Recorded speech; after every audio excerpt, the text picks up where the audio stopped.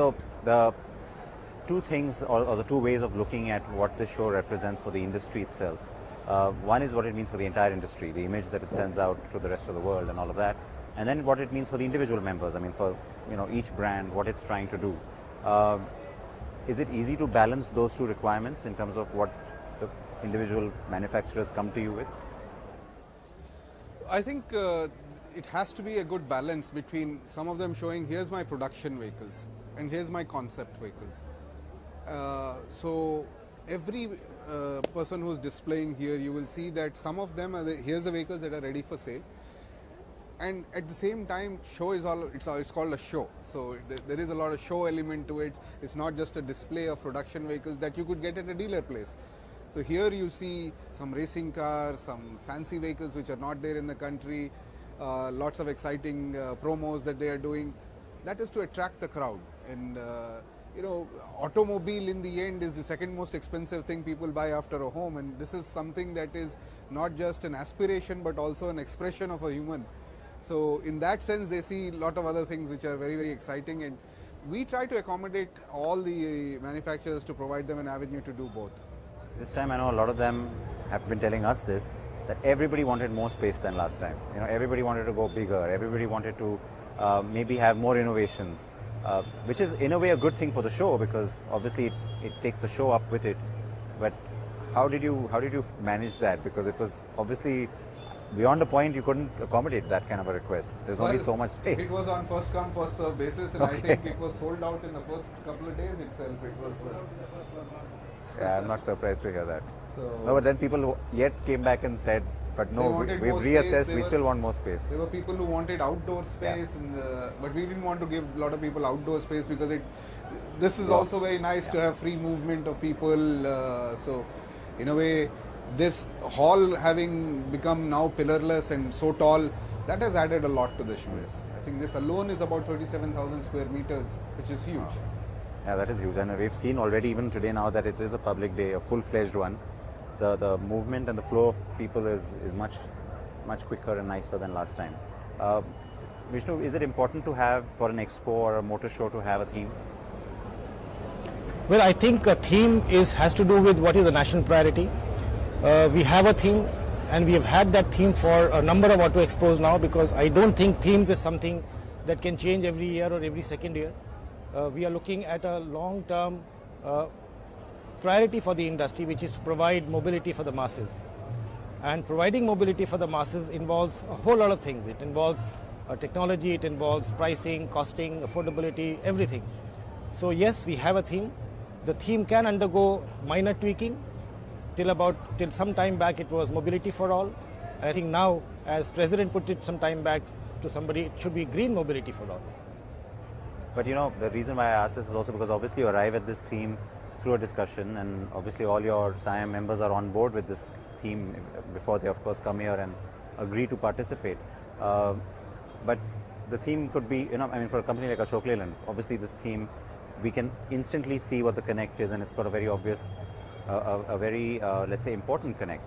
But for a brand like, I don't know, motorcycles, that theme is not as obvious or as direct. So again, how do you bring everybody on one table for that? Well, it's not going to ever happen that everybody will have the exact same thing. That's why when you say mobility for all doesn't necessarily mean only with the bottom of the pyramid. So you also have certain... Of what kind of mobility? All means for everybody. So those who aspire to have something very, very expensive and something very unique, because like I said, an automobile is an expression of the person. So somebody wants to have a very big, hefty motorcycle, that's their expression. So why not for them also? Not limited only to very, very bottom end and only show buses or something like that. The one thing I know that a lot of people in media love to talk about before the expo begins is about who didn't participate. And sometimes those who don't participate make some interesting statements as well, which happened this time too. Does that matter? Eventually, does that matter? No. I think Auto Expo now is a brand by itself. You can see the crowd here. You can see the excitement and the buzz here. I think those who are not participating are sort of regretting. So losing out on this, I mean, you have, where else will you get 7 lakh people visiting in a matter of a week? And okay, not everybody will come to your stall, but at least half of them will come to your stall or walk by it. and then you will get so much media coverage, so much coverage on the outdoor screens. Where will you get this? So in the end, for at least the Indian manufacturers, I also feel this is an avenue to showcase what is truly Make in India. This is not just about, there is an element of pride. Now I talk from a personal side because of our company. We showcase what was made in India. Some of the global first stuff that we have shown in terms of technology. We are proud of this, not just because we as Ashok Leyland created it, or we as Indians created it. And Auto Expo provides us a fantastic platform to showcase that. And I know many of my Indian manufacturing colleagues share that, because to them this is the expression of India, not just Indian automobile or their personal cars.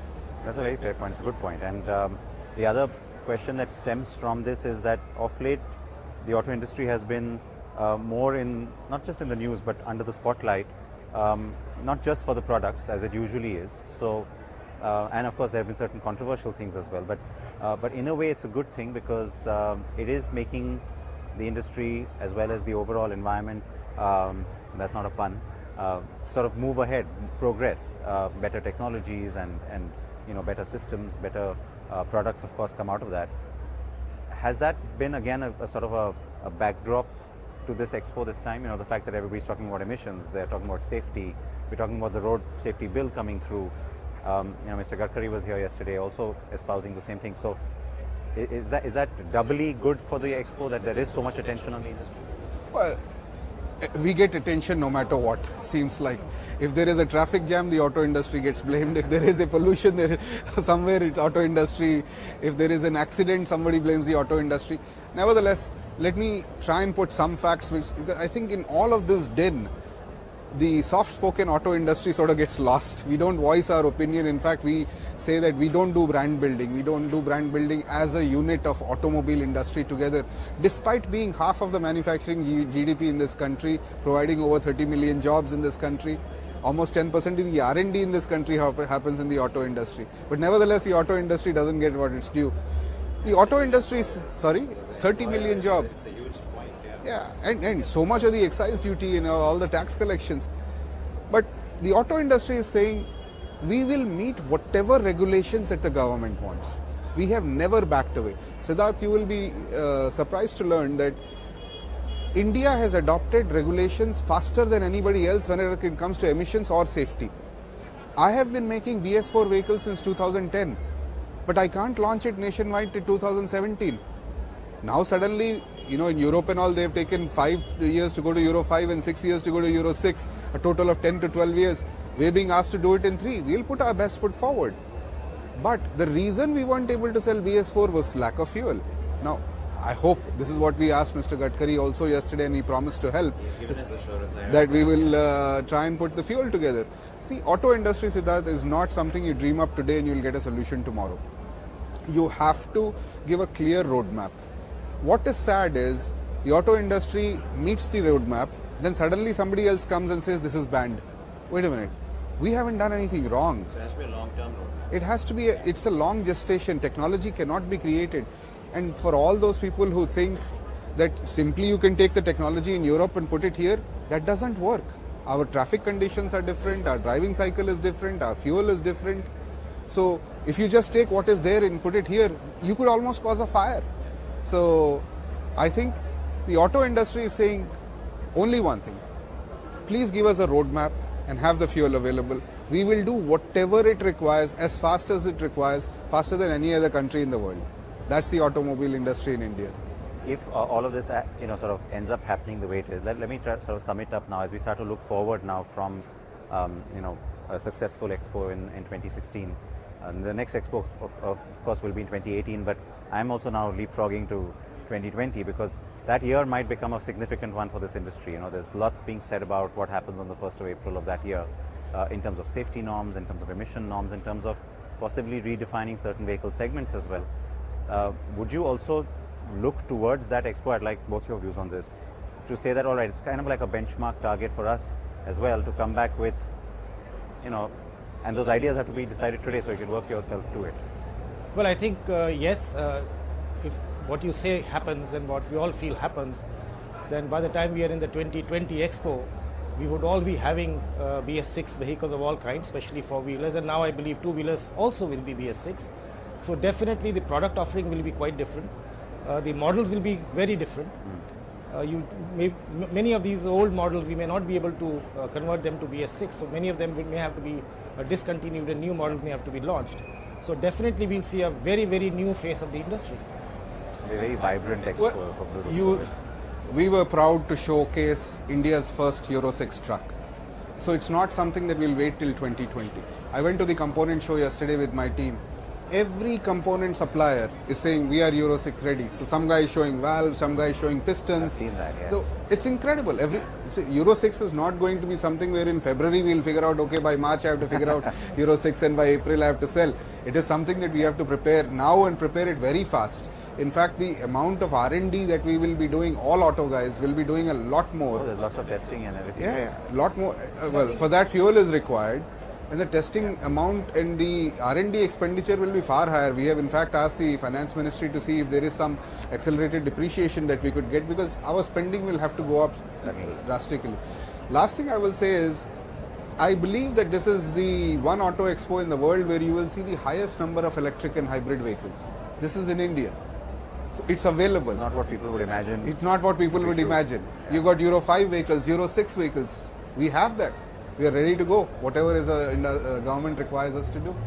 All right. So last word. I think as far as Euro 6 is concerned today, the technology is available. Industry has started working towards that technology. What is hampering us really is that non-availability of BS6 fuel even for testing and R&D purposes. So that is one request we have made government, that the BS6 fuel, especially for testing and validation, should be made available right now. But do you have a hope that now making a request in today's scenario, a request like that, will actually be met with some results, unlike the past where, for a variety of reasons, things wouldn't happen? Well, I am hoping, as I requested the minister yesterday, it's not that by 2020 you must have fuel. That is mandatory. If you put Euro 4 fuel in Euro 6, it will stop. But, every Euro 6 manufacturer will have to have a particulate filter. That particulate filter requires a long amount of calibration depending on the driving cycle in India. It's dangerous not to have tested it. I mean, in Europe, the particulate filter requires to be run for 20 minutes at 60 kilometers per hour to generate the heat to burn off the soot. Where do you get that kind of, would you ever drive 20 minutes straight for 60 kilometers per hour? I wish, in India and soon. But if that's not there, you have to calibrate the DPF for Indian conditions. That means you must have fuel available some 18 months ahead of 2020. Not in 2019, but even sooner. I hope it's available, otherwise it will cause problems. Yeah. And again, I know that you're getting assurances at least, so we also hope it happens, because overall it's good for the industry. It's of course good for the country too, to be moving in a more modern direction. Last words, happy with the 2016 Auto Expo? Yes. I am certainly am, but I think I must congratulate Vishnu and his team, along with the IEML team, who were the folks behind this whole thing. The amount of work that they did, called all the authorities together at one room and addressed all the concerns. I think the media support has been outstanding, from going from center to center. We got the feedback from media last time on how to organize this better. I think this has truly come out to be a world-class Auto Expo, and if you have more feedback, we would like to improve in 2018 to be even better. Clear feedback. We need better connectivity. We need more Wi-Fi, or we need more Actually, data. you're right. Well, I think there's good news there. There's We good can't news report. there, because I'm told that by the time the next expo happens in 18, we should have the metro connectivity all the way here. He's not only talking metro, but IT connectivity. So IT connectivity, because we're not being able to put out the information that we collect. So I think next time also we'll have to figure out how to do security faster. I mean, this time I think maybe because of the recent incidents, the security was beefed up even more suddenly. So you have 6 turnstiles and 3 security booths. So that's a little bit of a jam, but we are changing that quickly to see how we can improve upon that. excellent. No, it's all looking very positive, and we've had a terrific expo as well. I have to say that I speak on behalf of the whole media. Congratulations to all of you, and thank you for speaking to us today. I really appreciate it. Thank you very much.